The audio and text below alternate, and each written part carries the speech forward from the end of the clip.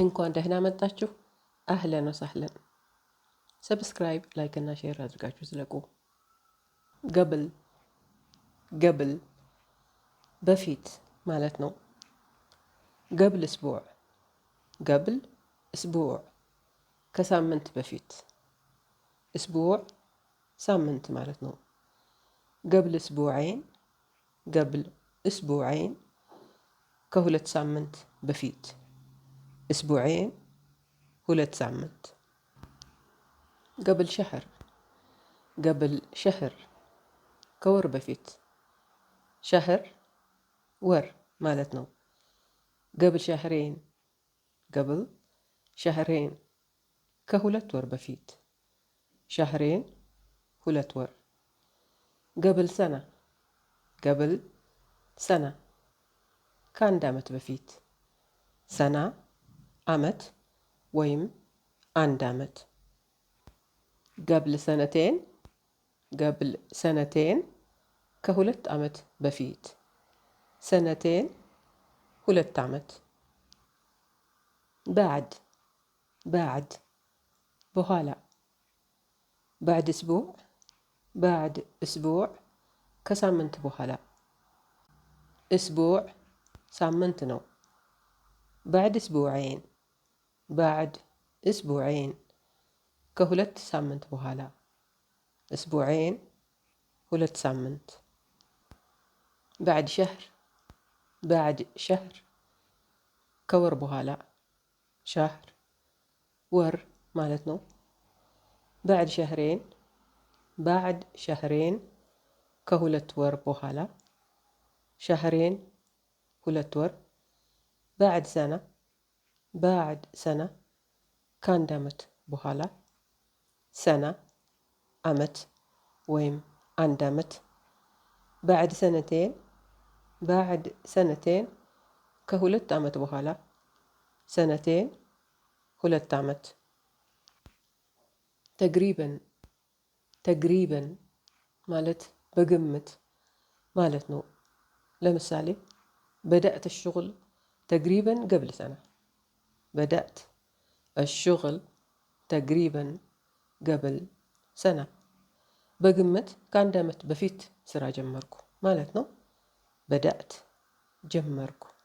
الشغل ወይም ሽغል ስራ ማለት ነው። بدأت الشغل بدأت الشغل ስራ ጀመርኩ። قبل በፊት። ሰና ዓመት ወይም አንድ ዓመት። قبل ሰና ከአንድ ዓመት በፊት። اتزحلقت اتزحلقت أدالتين. الأرض كانت مبلولة واتزحلقت مريتو ارتب نبرنا أدالتين مالتنو. الأرض ويم أرض مريت مالتنو. كانت نبر مبلولة ارتب ارتب مالتي لم هنا نقر سيكون. مبلولة يرتب نقر የሆነ ፈሳሽ ፈሶበት የረጠበ ነገር ማለት ነው። መብሉል ወይም መብሉላ ይባላል። ወ ማለት እና ማለት ነው። ጀዝመቲ መብሉላ ጀዝመቲ መብሉላ ጫማዬ ረጥቧል። በስብሷል ማለት ነው።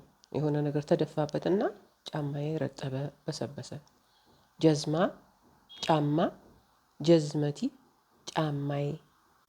ቀደም ብዬ እንደጠቀስኩት መብሉላ ወይም መብሉል ማለት እርጥብ የሆነ ነገር ማለት ነው።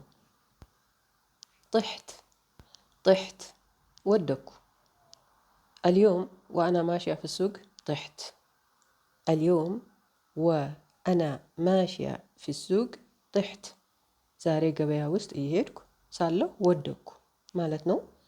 اليوم ዛሬ وأنا ماشية እየሄድኩ ሳለሁ ወአና ማሽያ እየሄድኩ ሳለሁ። ፊሱቅ ገበያ ውስጥ። ሱቅ ወይም አሱቅ ገበያ ማለት ነው። طحت في الحمام طحت في الحمام ሽንት ቤት ውስጥ ወደኩ። طحت ወደኩ። ፊ ውስጥ። الحمام ወይም ሐማም ሽንት ቤት ነው። في الحمام في الحمام ሽንት ቤት ውስጥ ማለት ነው።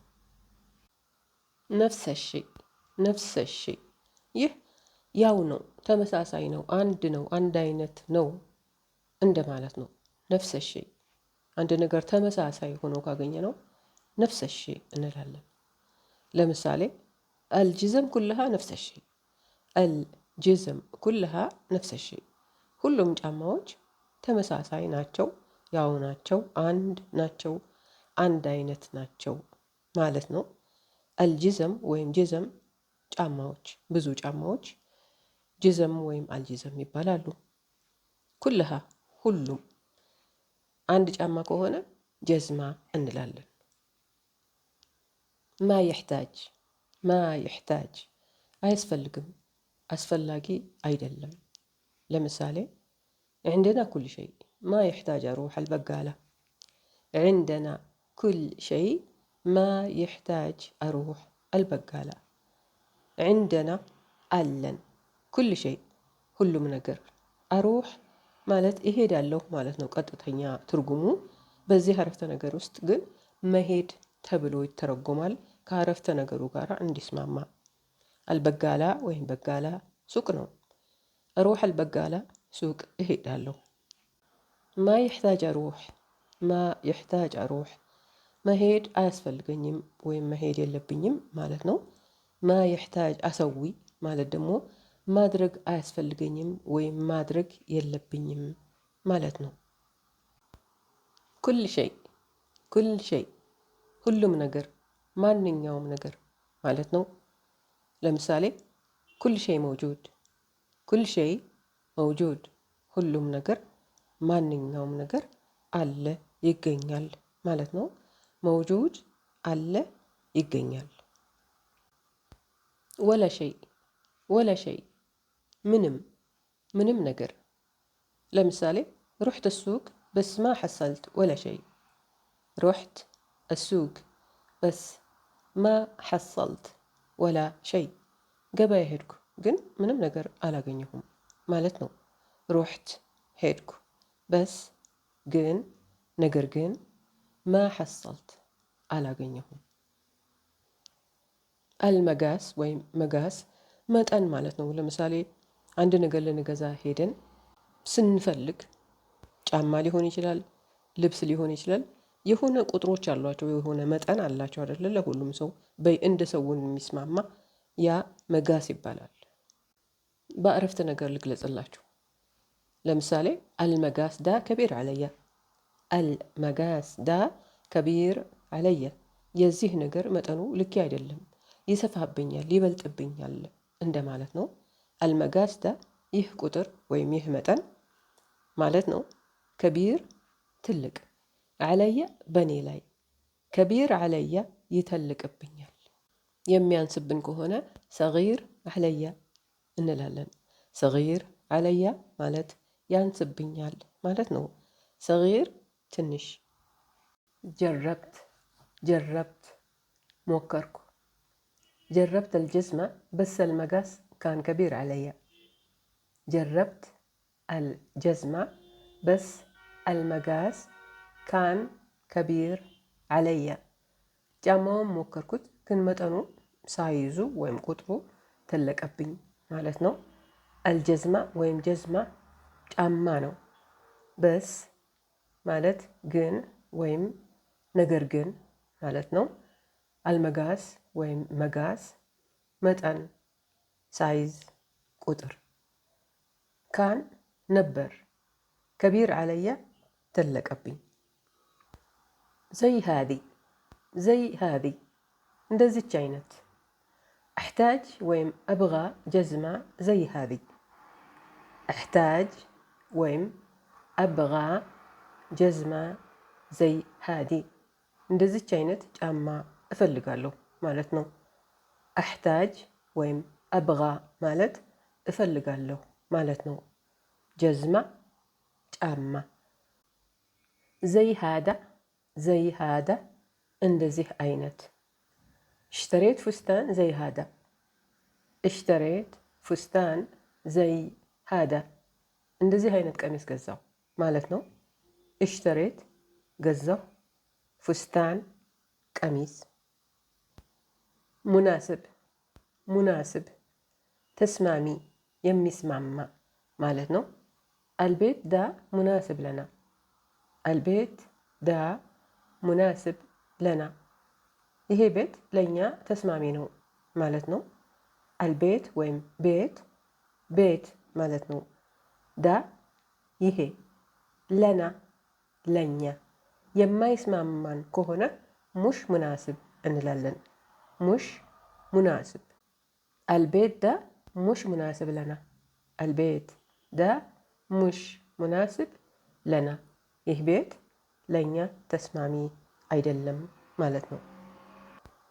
دفعت دفعت كفلكو دفعت الإيجار حق هذا الشهر كامل دفعت الإيجار حق هذا الشهر كامل የዚህን ወር የቤት ኪራይ ሙሉውን ከፍያለሁኝ ከፈልኩ ማለት ነው። አልኢጃር ወይም ኢጃር የቤት ኪራይ ነው። ሐግ ሃዳ የዚህ ወይም የዚህን الشهر ወይም ሸህር ወር ማለት ነው። ካምል ሙሉ ጠቅላላ። اشتريت اشتريت ገዛሁ اشتريت سيارة جديدة اشتريت سيارة جديدة አዲስ መኪና ገዛሁ። ሰያራ መኪና፣ ጀዲዳ ወይም ጀዲድ አዲስ ማለት ነው። በነገራችን ላይ በጾታ የሚለዩ ነገሮች ማለት የሴትነት ጾታ የምንሰጣቸው ነገሮች እና የወንድነት ጾታ የምንሰጣቸው ነገሮች አሉ።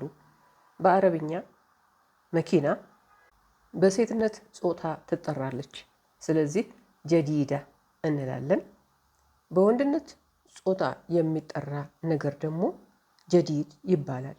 ለምሳሌ ቤት በወንድነት ጾታ ነው የሚጠራው። ስለዚህ ቤት ጀዲድ ወይም አልቤት ጀዲድ እንላለን። ሊአኑ ሊአኑ ማለት ስለዚህ ማለት ነው። ለምሳሌ ማ ሩሕት አደዋም ለአኑ ካን ቢምጥር ማ ሩሕት አደዋም ሊአኑ ካን ቢምጥር እየዘነበ ስለነበር ስራ አልሄድኩም ማለት ነው። ማ ሩሕት አልሄድኩም፣ አደዋም ወይም ደዋም ስራ ነው። ካን ነበር፣ ቢምጥር ይዘንባል።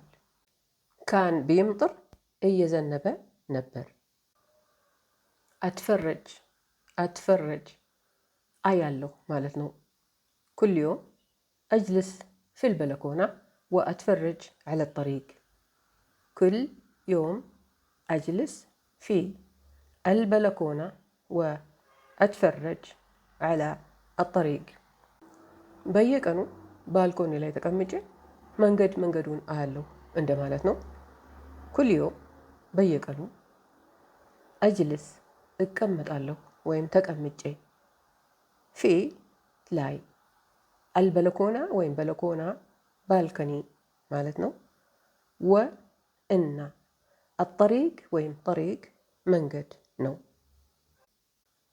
አሕያናን አሩሕ አልሞል ወአትፈርጅ ዐለ አልመላብስ አሕያናን አሩሕ አልሞል ወአትፈረጅ ዐለ አልመላብስ አንዳንዴ ወደ ሞል ሄድና ልብሶች አያለሁ ማለት ነው። አሕያናን አንዳንዴ፣ አሩሕ እሄዳለሁ ወይም እሄድና፣ አልሞል ወይም ሞል የገበያ አዳራሽ ነው። ወ ማለት እና፣ አትፈረጅ አያለሁ፣ ዐለ አልመላብስ ልብሶቹን፣ አልመላብስ ወይም መላብስ ልብሶች ማለት ነው። ነሴት ነሴት ረሳሁ፣ ነሴት ሸንጠቲ ፊ ታክሲ ነሴት ሸንጠቲ ፊ ታክሲ ቦርሳዬን ታክሲ ውስጥ ረሳሁ ማለት ነው። ሸንጠቲ ቦርሳዬ፣ ሸንጣ ቦርሳ፣ ፊ ውስጥ፣ ታክሲ ወይም ታክሲ ያው ታክሲ ነው። በነገራችን ላይ ሸንጣ የሚባለው ቃል ብዙ ትርጉም አለው። ቦርሳ ማለት ይሆናል፣ የልብስ ሻንጣ ማለትም ይሆናል፣ የመኪና የኋላው በኩል እቃ የምናስቀምጥበት ያም ሻንጣ ተብሎ ይጠራል። ሸንጠት ሰያራ ብለን እንጠራዋለን። ከዕለታት አንድ ቀን ብዬ ልጀምር። ግን ከዕለታት አንድ ቀን ብዬ ብጀምር እንኳን ይህ ተረት እንዳይመስላችሁ እውነተኛ ታሪክ ነው። እሺ ልጀምር። ከዕለታት አንድ ቀን እንደ ተለምዶዬ ቀደም ብዬ ኤርፖርት ደረስኩ። ይህ እንግዲህ ትንሽ ቆይቷል። ሀገሮች ውስጥ ስንገባና ስንወጣ የምንሞላቸው ፎርሞች ነበሩ በዚያ ጊዜ። አሁን እንኳ ያ ቀርቶ ሁሉም ነገር የሚከናወነው በኮምፒውተር ነው። እሰየው ተመስገን። ታዲያ እኔ አንዱ ዴስክ ጋር ቆሜ ፎርሜን እየሞላው ሳለሁ አንዲት ወጣት ልጅ መጣችና ለእኔ ሞይልኝ አለችኝ። እሺ ያልኩና የእሷንም ፎርም ሞልቼ አስረከብኳት። ዞር ብዬ ልሄድ ሌላ ልጅ ደግሞ መጣችና ለእኔም ብላ ፎርሟን ሰጠችኝ። እንዴት እምቢ ልበላት? የእሷንም ፎርም ሞላሁኝና ልሰጣት ዞር ስል ማአት ልጆች ገባውኛል። ማለቴ ማአት ልጆች። ድንግጥ ነው ያልኩት። እምቢ ደግሞ እንዴት ልበላቸው? ከዚያ በቃ ስራዬ ፎርሙ መሙላት ሆነ። የዚችን እየወሰድኩ እየሞላው ሰጣለሁ፣ የዛችን እየሞላው ሰጣለሁኝ። ትንሽ ደቂቃዎች ቀረኝ። እንዴ በዚህ ከቀጠልኩ እኮ የእነሱን ፎርም ስሞላ ኤርፕሌኔ ላይ ያመልጥ ሆነ። የማደርገው ጠፍቶኝ ዝም ብዬ ሳስብ አንድ የኤርፖርት ሰራተኛ መጣና ወደ ሌላ ቦታ ወሰዳቸው። አሁን እኔ ለማለት የፈለኩት እነዚህ ልጆች ያንን ፎርም መሙላት ቢያውቁበት ኖሮ የኔን እርዳታ ይጠይቁ ነበር? እኔን ይለምኑኝ ነበር? በጭራሽ። ያ በፊታቸው ላይ በአይናቸው ውስጥ ያየሁት መደነጋገር አይኖርም ነበር። እና ደግሞ ፍርሃት ደግሞ ነበረባቸው። ፈርተው እንደነበር ተሰማኝ። እና የሰው ልጅ ሲፈራ በቃ ጥጉ ጋር ደርሷል ማለት ነው። የሰው ልጅ ሲፈራ ያሳዝናል። ስለዚህ በደረስንበት ሁሉ እውቀትን እንፈልጋት፣ እናንብብ፣ እንጠይቅ፣ እንመራመር። የመጨረሻ እስትንፋሳችንን እስከምንወስድ ድረስ እንማር። እውቀት እውነተኛ ትምህርት ማግኘት ብቻ አይደለም። እውቀት ብርሃንም ጭምር ነው። እውቀት ሲኖረን ጭንቅላታችን ውስጥ መብራት የበራ ያህል ነው የሚሰማል። ነገሮችን በትክክል በግልጽ ማስተዋል እንጀምራለን። ስናውቅ በራሳችን ያለን መተማመን ይጨምራል። በአብዛኛው የሚታለሉ ሰዎች እውቀት ያሌላቸው ሰዎች ናቸው። እና ለአታላዮች እንኳን እውቀት ካለን አንጋለጥም። ለማንም ተገዥ አንሆንም። የራሳችንን ሀሳብ የራሳችንን እምነት ቁልጭ አድርገን ማየት እንችላለን። እውቀት ብርሃን ነው። በሚቀጥለው እስከምንገናኝ ድረስ ደህና ሁኑ። ማሰላማ እያልኩኝ እሰናበታችኋለሁ። እወዳችኋለሁ። በርቱ፣ አይዟችሁ።